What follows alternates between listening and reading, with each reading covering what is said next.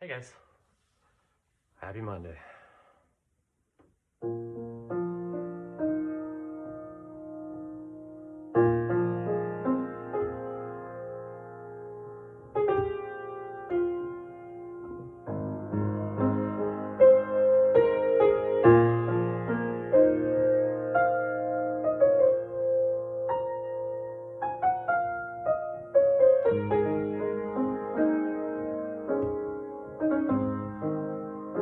How are we?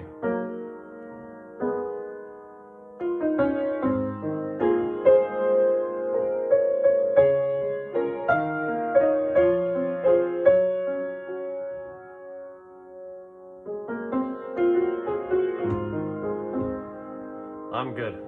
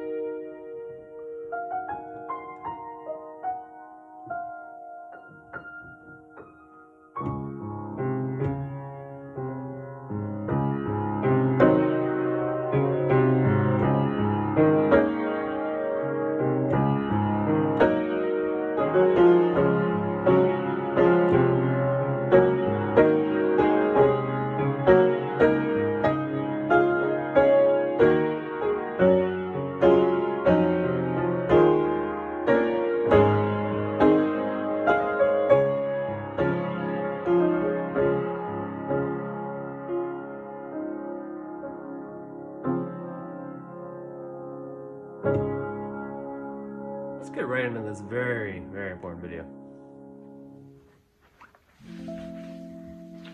Hi guys. I said I'm doing pretty good because today was a nice day, you know. June 1st, I said I'd start my new routine to myself that I'd wake up at a good time, go to sleep at a good time, regardless of how I feel. I'll do an hour of learning Spanish and then 2 hours of piano and then continue with this until my mission trip in August. And today is just a nice easing into that. Saw an old friend, really good one, and catching up with others and doing all of that. It's just always a good time. And I mean, even though certain memories come up and they come and go. And that's why I want to talk about New Horizons today. That's the title. Where it's just another way of saying beginnings that you haven't quite looked at yet. And they're coming. So I'm facing those new horizons and just leaving the previous ones in the past, you know? I've talked about how it was a living hell before. I've talked about the state of my tiredness, the fatigue, the sicknesses, the possibilities, the what ifs. But in all through that, that's just me facing reality kind of bluntly, you know? In reality, it wasn't quite a living hell. In reality, you know, the fatigue, the tiredness, they could all be worse. And the sicknesses, the what ifs, again, could all be worse. And I just framed the perspective of each of these videos to how I feel and how I felt that day. And now that we've come so far in the series, I mean, what, 31 days, it's been a great reflective journey. And college will be one of those just completely new beginnings, the horizon that I'm looking at. I'm like, wow, just finally some freshness. Because in my life, it's definitely it's been stale. You know, not being able to work, not healthy enough to work out, go to the gym, swim to the extent that I used to. And it's been hard. And by stale, I don't mean how you usually think, like stale, like boring. I mean like stale as in how it feels. Like, you know, that texture, something being stale. It's kind of like that, how I feel. It's kind of the best way I think I could put it. Because it's so unique. It's my life's just completely different, and you know, nothing is ever quite final. And same with, you know, what I do, what I say, and what I experience. Everything can always be shifted in a certain way, whether that's for better or for worse. I think what we have here in Isaiah is what we were reading today is for the better, and that's how I strive for, because we talked in previous episodes where going forward you doubt, retrospectively you believe, and that's an approach I love taking, because you know, there's no 100% in anything in life. You can give your 100%, but it's risky, and who knows if any of us have really given 100% into something. And it's one that we've kind of talked about a lot, where the question of giving 100%, is it possible? Is it worth it? And a lot of these questions, these what ifs, I mean, who really cares, right? If I say I'm giving 100%, then there we go. You know, realistically, again, who knows? But who cares, right? It's the life you're living. It's you in a world of a lot of others. So what we have to battle is that constant conflict. But I think the Bible here, as always, will give us some truth into a lot of things. And let us read in chapter 43. I'll tell you the verses this time, unless you know them. Let's see here. Remember not the former things, nor consider the things of old. Behold, I am doing a new thing. Now it springs forth. Do you not perceive it? I will make a way in the wilderness and rivers in the desert. Those are verses 18 and 19 out of Isaiah. And that's beautiful. Remember not the former things, nor consider the things of old. Now, I don't think it's saying here to just neglect the things in the past, but rather to learn from them and to grow. And in doing so, you don't really, again, care about them anymore. I mean, what's the point? You moved on. Right now we're in the present, and although maybe things you wish you could have changed to make what can be described as a living hell a little bit more tolerable. And the only way to do that, I guess, now for me is with what I've been given, is just in the present to deal with what I've been given. And that's it. That's all it is. Kind of redundant there, but literally, the more you search for answers, the more questions kind of arise. And that's a lot in philosophy, which is a good thing most times. But here, God is always doing a new thing in your life, always by your side. Very constant theme, even in the Old Testament, where God is always doing a new thing in you, where it springs forth. And oftentimes we just don't perceive it. Oftentimes we're stuck in that past. And though we learn from it, that is all it should be, right? And same with the future.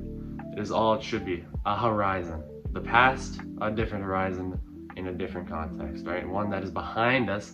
The one in front of us is what we are going towards. The race that God has set is that race in which we are running. Not any other. It is merely a moment's time.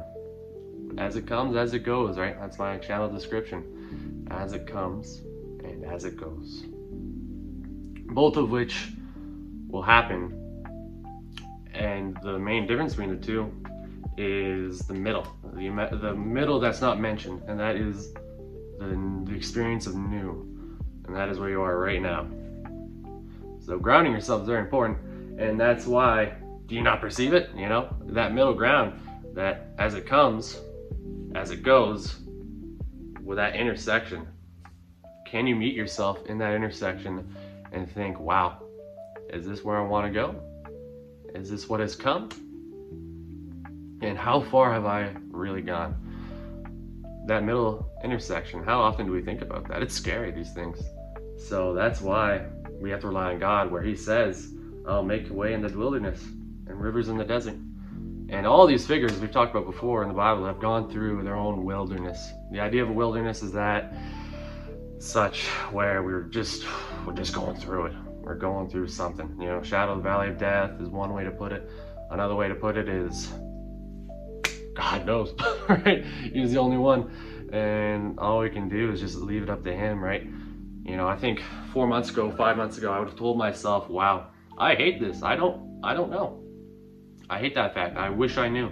But now I'm in this place where the things that have gone, I'm happy I don't know. There was so much responsibility I was burdened with in past relationships and past, that now that it's all been alleviated, I've learned so much about myself because it's left room for myself, which is very important and often neglected. So that's why it takes a lot of courage, just like that one video we did, for anybody to do it. So I really commend you if you have taken that time, that self-consideration, to really see the way that God has put in the wilderness you might be facing, to see the river, to appreciate all that God has given you, and that it exists, and not just something to look at and be like, I don't need that river, that's God's river, whatever. I am my own person, and I'm gonna go and forge a new way. And it never works, it really doesn't. It just comes with more turmoil and more stumbling blocks, like in 1 Peter 2nd chapter, verse 8, right? Where God, if we neglect God, he becomes a stumbling stone, right? Because if you're not his firm foundation, if he is not our firm foundation, then what are we truly standing on? And I think that brings up a very important question. What are we standing on? Are we standing on our own beliefs or God?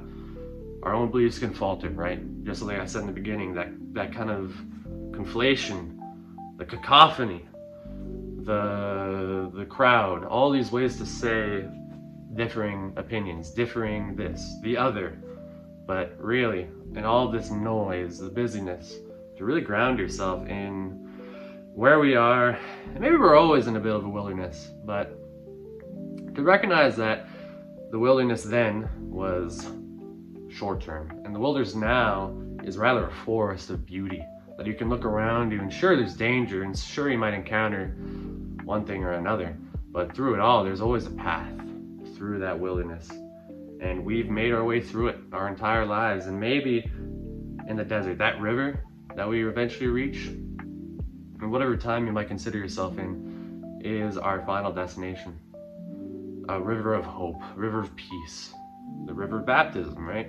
Being born again is another way of saying going to heaven, to Christ, to our final destination where we've learnt on earth, we've reaped, and then we sow all of that which in heaven and has, you know, happened in God through his judgment, to see ourselves through it all in heaven, right?